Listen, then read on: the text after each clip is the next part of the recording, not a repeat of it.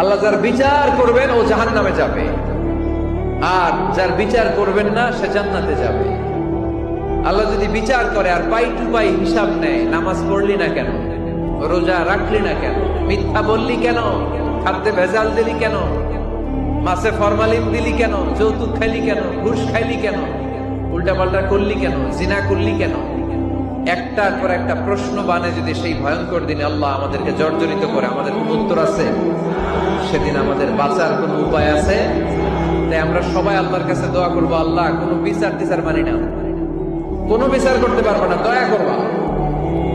কথা কয় না? কি করবে? এবার আওয়াজ করে বলেন, বিচার চান না দয়া চান?